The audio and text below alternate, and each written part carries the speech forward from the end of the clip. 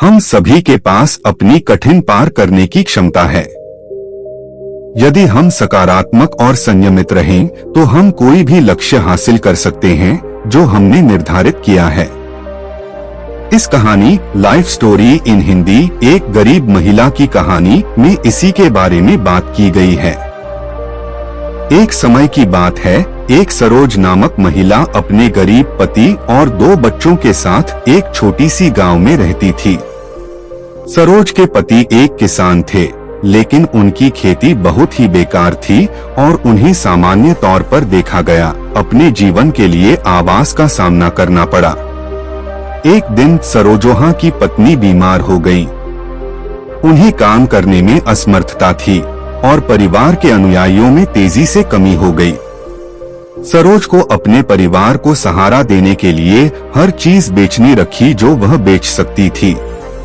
उन्होंने अपने आभूषण, पशुधन और यहाँ तक कि अपना फर्नीचर भी बेचा दिया। एक दिन सरोजो जंगल में भटक रही थी, तब उसे एक बुद्धिमान महिला मिली।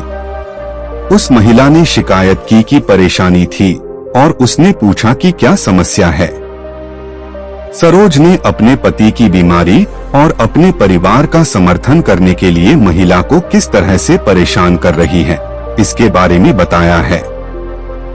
बूढ़ी औरत ने साहस से सुना और फिर उसने कहा, सरोज, मैं देख रही हूँ कि तुम एक मजबूत और दृढ़ निश्चयी महिला हो, तुम इस परिस्थिति को पार कर सकोगे।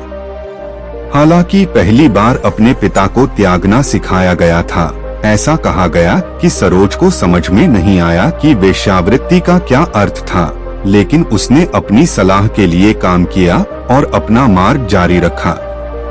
जब सरोज ने अपने घर में प्रवेश किया तो उन्होंने महिलाओं के विचारों पर विचार किया।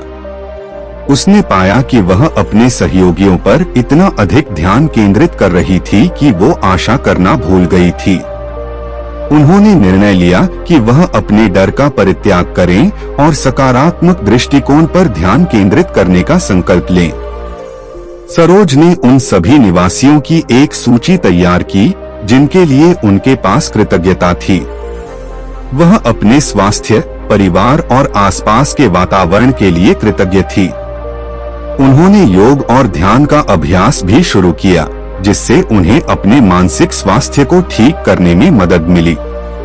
प्रेस्टीज ने उसे अपने विचारों को स्पष्ट करने और वर्तमान क्षण में ध्यान केंद्रित करने में सहारा प्रदान किया। समय के साथ सरोज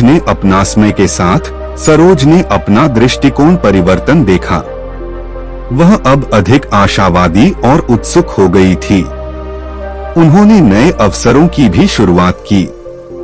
एक छोटे से हस्तशिल्प व्यापार की शुरुआत करने का निर्णय लिया गया और साथ ही स्थानीय समुदाय केंद्र में योग का भी संचालन करने का निर्णय लिया गया। सरोज पति का स्वास्थ्य, सुदर्शन और परिवार अपने साथियों को पार करके पुनः स्थिर स्थिति में लौट आए। सरोजोहा का उद्यम भी बढ़ रहा है और वह समुदाय में एक प्रतिष्ठित वन सदस्य बनी। एक दिन सरोज ने जंगल में भटकते हुए महिलाओं को फिर से देखा। दादी औरत ने कहा, मुझे ऐसा लगता है कि तुमने अब अपने डर को पार करना सीख लिया है। तुम एक मजबूत और वीर महिला हो।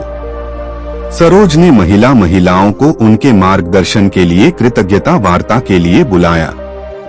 उसे पता चला कि वह आज महिलाओं के साथ इस स्थिति में नहीं जा सकती।